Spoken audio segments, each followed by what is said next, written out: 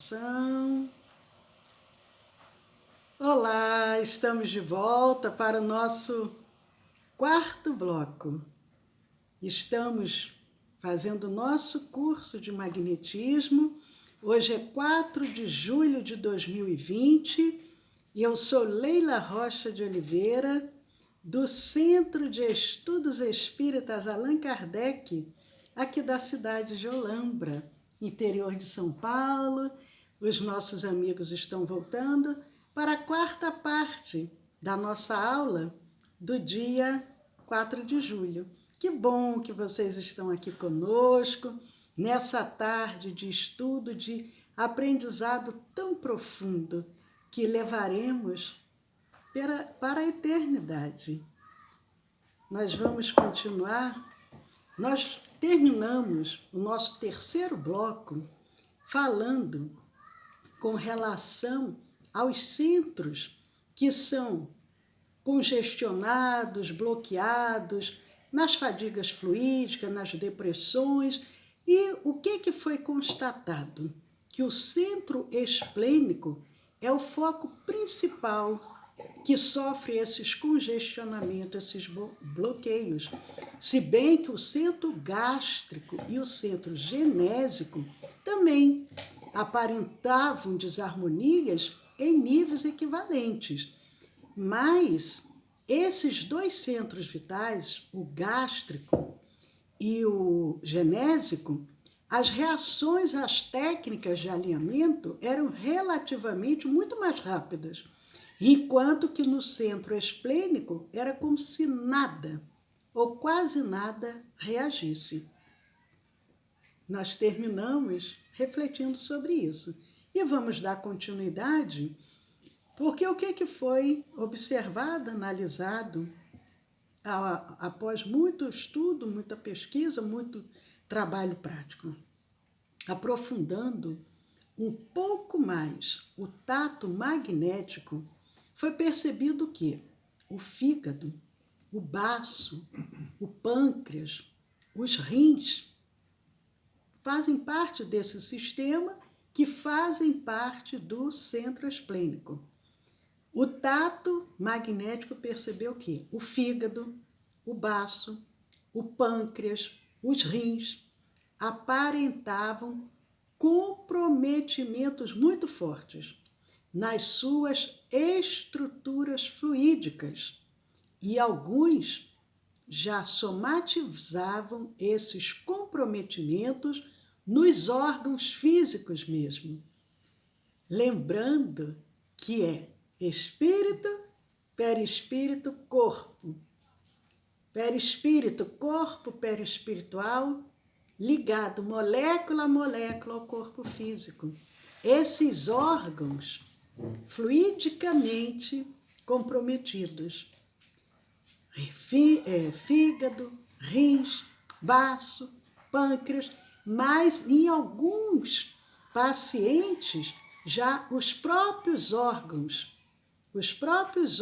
físicos já começavam a sofrer comprometimentos. E a confirmação disso tudo vinha como? Quando era operacionalizado, aplicado os passes magnéticos, aplicava-se o passe magnético na região do centro esplênico e ali, deixando de propósito os demais centros de fora do atendimento. Lembrando que a equipe de Jacomelo, eles fazem um trabalho de cunho científico, porque é tudo analisado, catalogado, observado, como a ciência faz.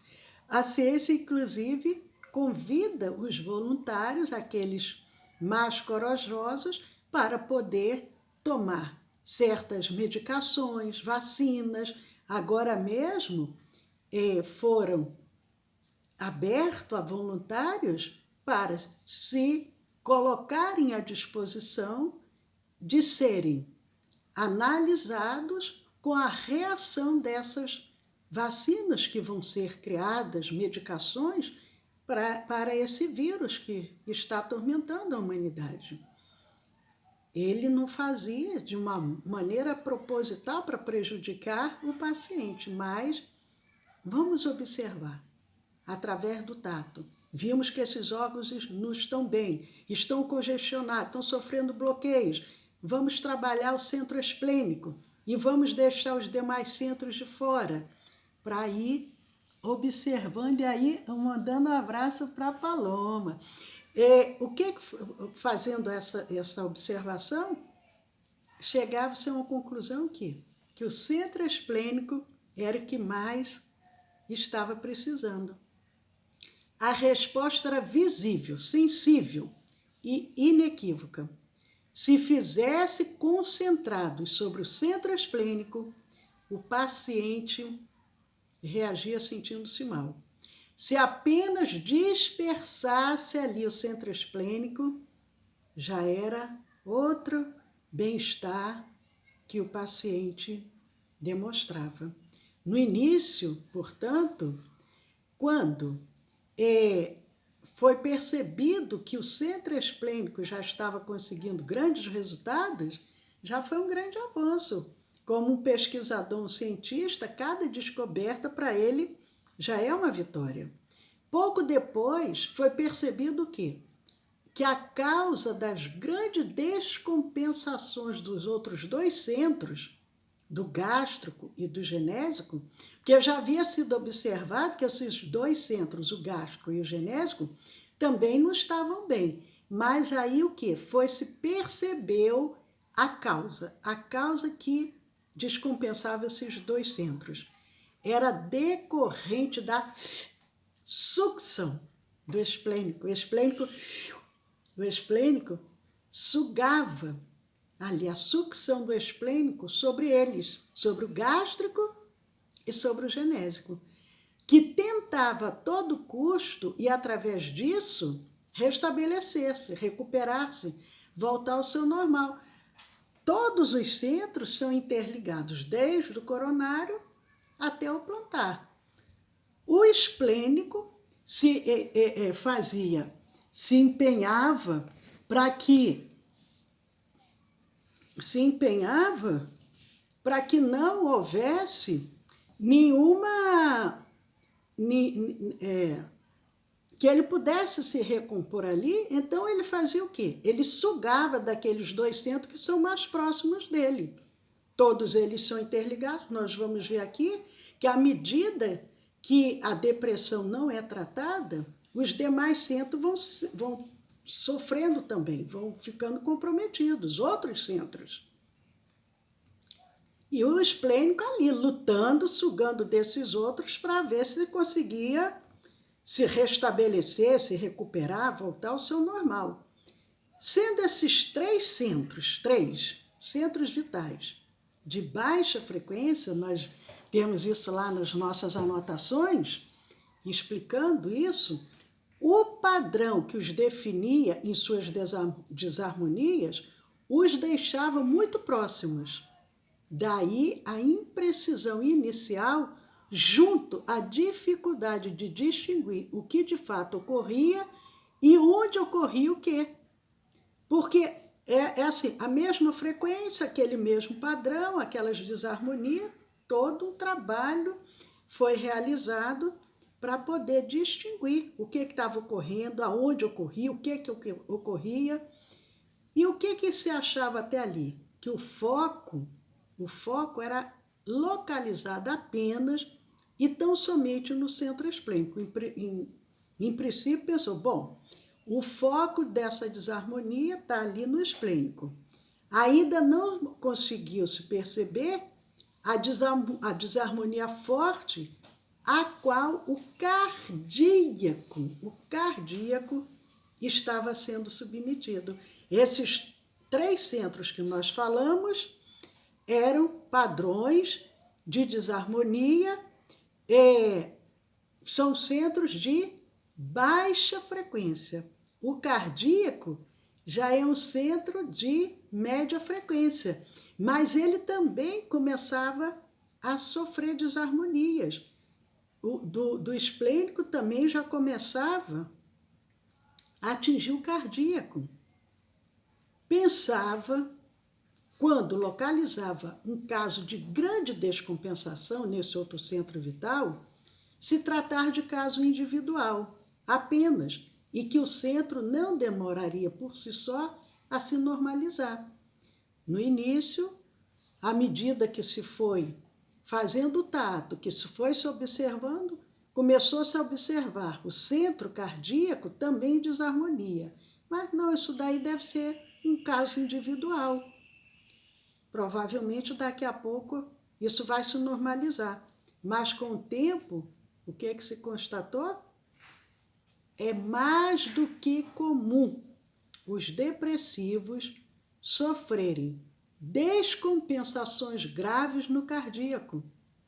Ele começa a ser descompensado pelo esplênico e acaba sofrendo descompensações graves no cardíaco. O centro esplênico não consegue se recompor com aquela energética sugada lá do gástrico e do genésico. Ele sugou daqueles que estão ali próximo dele, no mesmo padrão ali. Não conseguiu se recompor, ele vai pedir socorro a quem? Ao centro cardíaco. Só que o centro cardíaco é um centro de mediana frequência, como eu disse. Os outros três são de baixa frequência, o cardíaco de mediana frequência. O que significa em relação ao centro esplênico? O que isso quer dizer? Fica estabelecida uma grande diferença no padrão de densidade entre eles. Nós temos os centros de alta frequência, os centros de média frequência, os centros de baixa frequência. Como o cardíaco é um centro de mediana frequência, em relação ao esplênico, que é de baixa frequência, há uma grande diferença de padrão de densidade entre eles.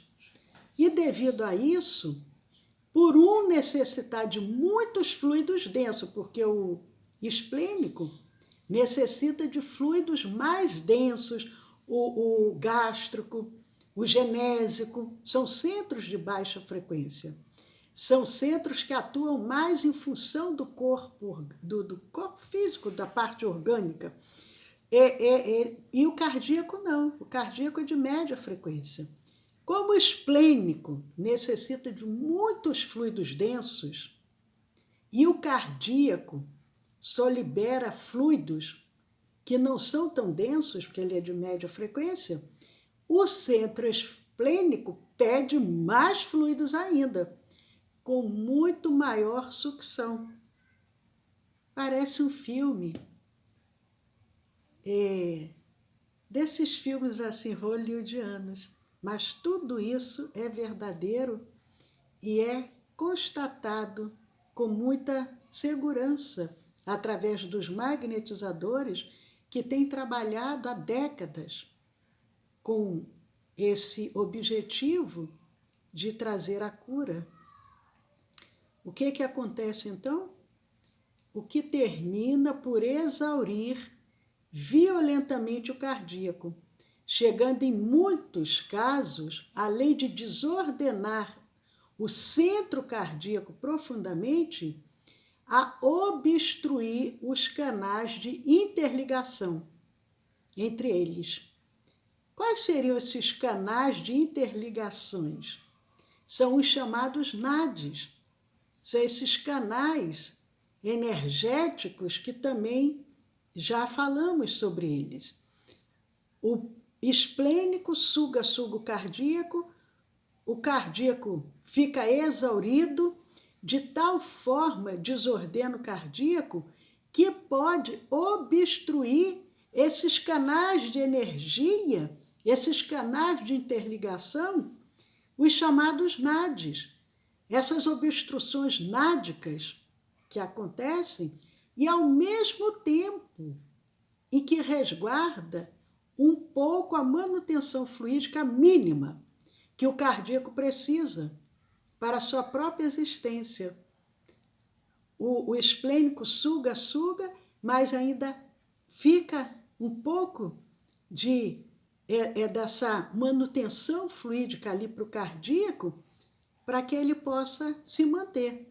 Mas, por outro lado, priva o cardíaco de uma importante parte do circuito vital, desse circuito vitalista, deixando assim mais desequilibrado e carente ainda.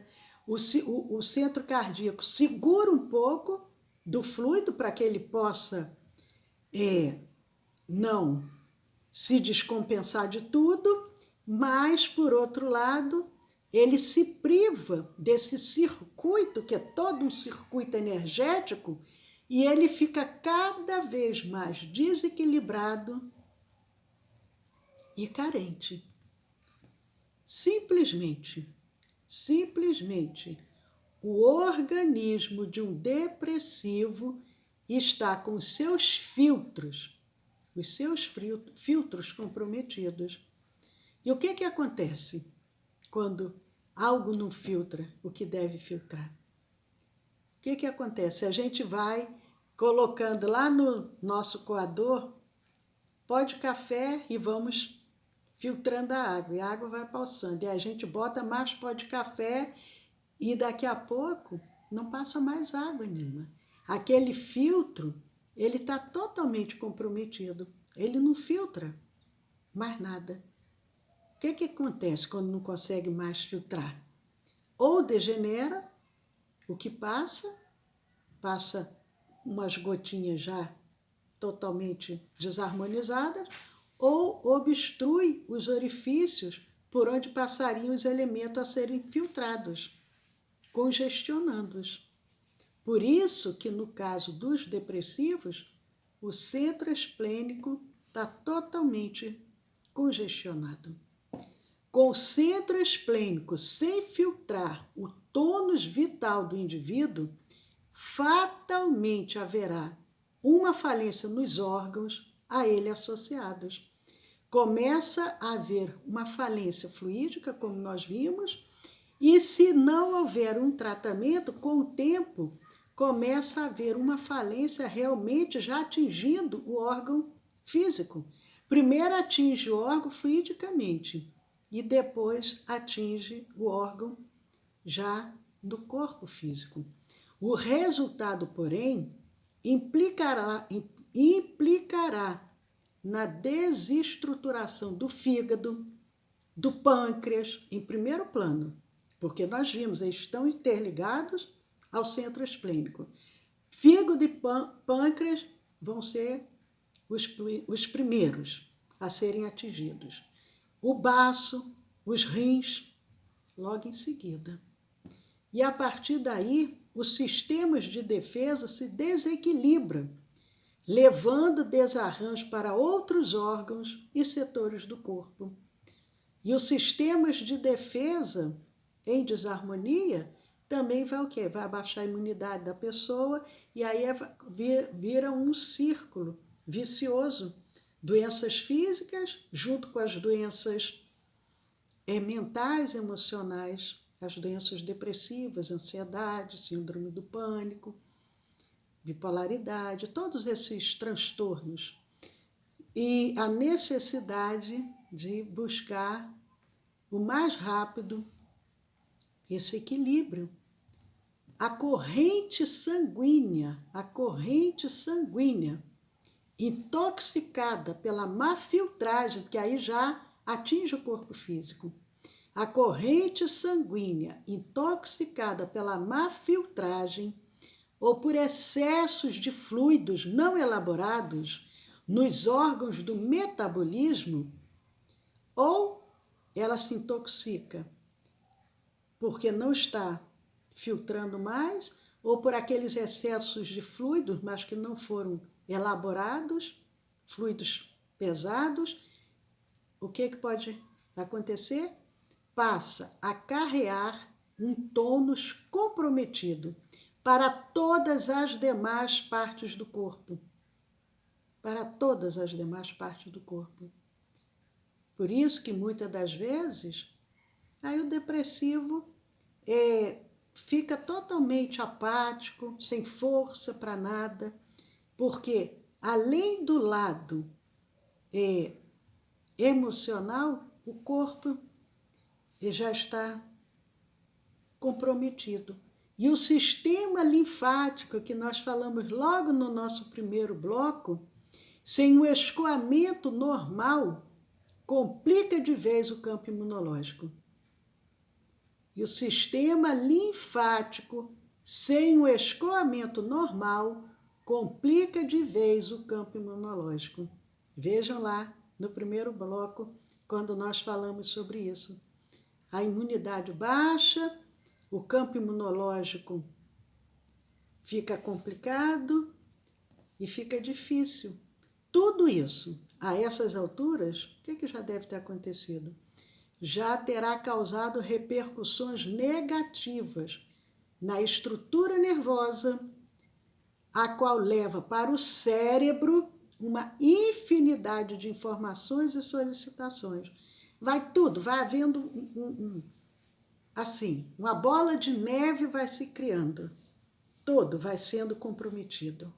Aí agora já atingiu as estruturas nervosas, o cérebro, e André Luiz, o espírito André Luiz, através de Chico Xavier, no livro Evolução em Dois Mundos, ele nos aponta o quê? Que as células são servidoras e guardiãs fixas ou migratórias do tráfico e da distribuição, reserva e defesa no centro esplênico. André Luiz, em 1987, através de Chico, no livro Evolução em Dois Mundos, ele já dizia: as células são servidoras e guardiãs fixas ou migratórias do tráfico e distribuição, reserva e defesa no centro esplênico. Ou seja, como há atribuição do sutil para o físico, o inverso também ocorre.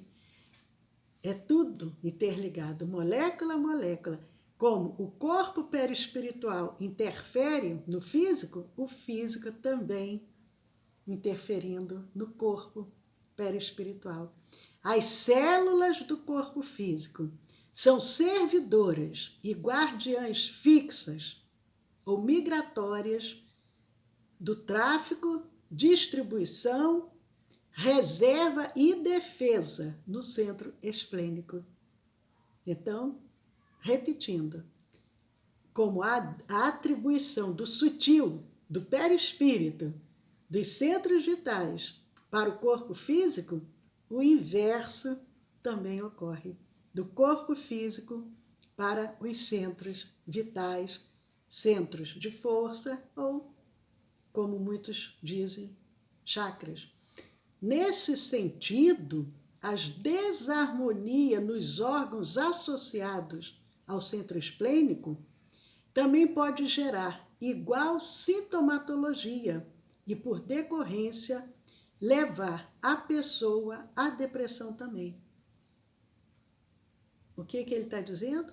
As desarmonias nos órgãos físicos, estão em desarmonia esses órgãos, esses órgãos que são associados ao esplênico, fígado, rins, baço, pâncreas, suprarrenais, esses órgãos em desarmonias, associados ao centro esplênico, eles também podem gerar igual sintomas e, por decorrência, levar também a pessoa à depressão. Por exemplo, alguém desestrutura seu fígado por excessos alimentares, tóxicos, bebidas, remédios inadequados, remédios muito pesados, que às vezes até por necessidade, tem remédios que nós tomamos que eles nunca mais saem do nosso organismo. Ou mesmo por má posição mental, perante os atos da vida, nós podemos desestruturar o nosso fígado. esse órgão irá naturalmente, o fígado, pedir ajuda a quem?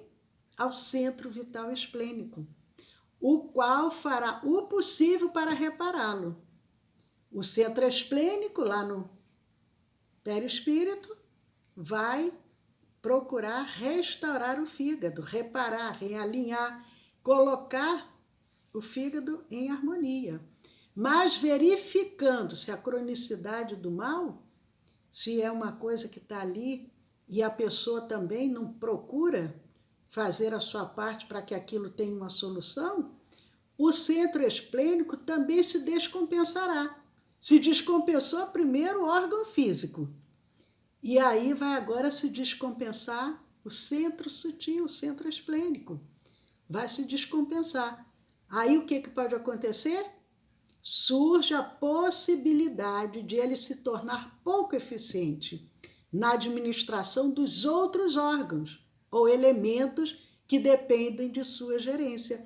É um sistema, o sistema orgânico que faz parte do centro esplênico. Se um daqueles órgãos do sistema se descompensa, o esplênico tenta ajudá-lo. Mas se aquilo já está tão crônico e o centro esplênico acaba se descompensando, ele não vai ser eficiente nem para aquele que está descompensado e nem para administrar os demais órgãos ou elementos que dependem da sua gerência, dependem dele ali como centro esplênico que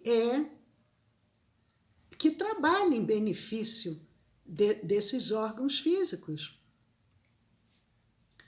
Caso, por exemplo, se em meio a isso tudo, né, a vesícula biliar entrar em falência, por exemplo, a vesícula, ou também não cumprir eficientemente seu papel e pesar sobre o pâncreas, os efeitos desse desarranjo adicional é um sistema. O fígado, a vesícula, o pâncreas, os rins. Aí a vesícula entrou em falência. Não consegue funcionar como deveria. Cumprir o seu papel, o pâncreas vai se sobrecarregar também, vai pesar sobre o pâncreas. Esses efeitos desse desarranjo adicional, o que acontece? O centro esplênico dificilmente vai conseguir filtrar os fluidos que o organismo precisa, que o organismo vai precisar. Sejam fluidos do próprio paciente ou fluidos absorvidos do ambiente externo. Porque nós estudamos aqui também sobre os fluidos, nós vimos, nós nos alimentamos, esse fluido externo que vem através do ar, através da natureza, através do sol, isso tudo nós estudamos aqui. O centro esplênico está tudo se desarranjando. Ele dificilmente conseguirá filtrar os fluidos que o organismo precisará, sejam fluidos do próprio paciente, através da alimentação, que ele faz uso, ou absorvidos do ambiente externo. Nesse ponto, entrando o esplênico em descompensação, ele vai o quê?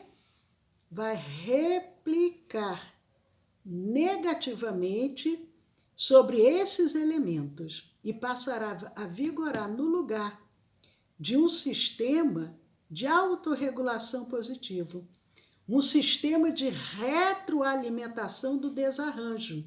Ou seja, os órgãos afetados exigirão mais do centro esplênico e este desequilibrado mandará mais desarmonia para os órgãos dependentes. Tudo isso num processo de moto contínuo e crescente. E aí, cada vez, as coisas vão ficando mais descompensadas. É como um carro que está ruim e precisando de ver o motor, e daqui a pouco é o pneu, e daqui a pouco é isso, e daqui a pouco é aquilo, e daqui a pouco o carro já não anda mais. Tem que trocar o óleo, tem que trocar isso, tem que trocar aquilo. O resultado final disso tudo, qual seria? o resultado final.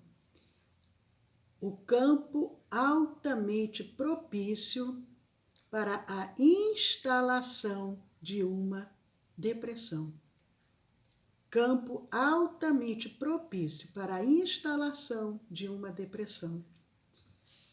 Fisiologicamente, então, a questão dos filtros é fartamente bem pontuada na análise da depressão, especialmente quando visto pelo prisma da junção do fisiologismo com o campo fluídico. Mas a questão dos filtros, ela não se limita ao campo orgânico. Ela não se limita somente ao campo orgânico. Se não, vejamos, na psicologia, se não há filtros limpos, não há processos reparadores. Por exemplo, as neuroses só se fortalecem nas pessoas porque o acesso ao reprimido e ao recalcado está bloqueado. É muito interessante. As neuroses só se fortalecem nas pessoas porque o acesso ao reprimido e ao recalcado está bloqueado. Ou seja, não há, via de regra e de forma natural, filtragem. E, portanto, não ocorre o escoamento dos elementos geradores das deficiências e desarmonias. Sem isso, os arquivos mal trabalhados, contidos sob pressão nos porões da alma, desencadeiam toda uma série de infortúnios e dificuldades pela vida fora. As depressões de origens psicológicas, elas se verificam por força de bloqueios nos campos emocionais. Os campos emocionais estão bloqueados pela falta de congruência, ou seja, não se sabe que o que se está transmitindo é mesmo o que se deseja transmitir, bem como não se percebe que o que se recebe não guarda necessariamente relação com o que está sendo comunicado.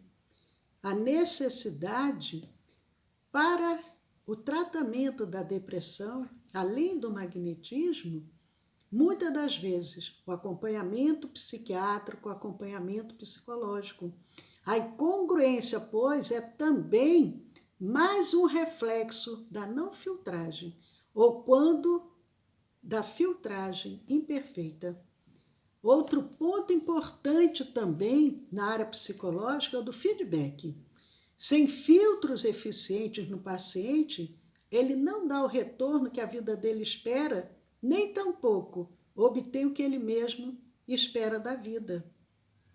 Resumindo, não é precipitado se concluir que as depressões originadas em causas psicológicas montem-se na problemática dos filtros psicológicos ineficientes, ineficazes ou inoperantes.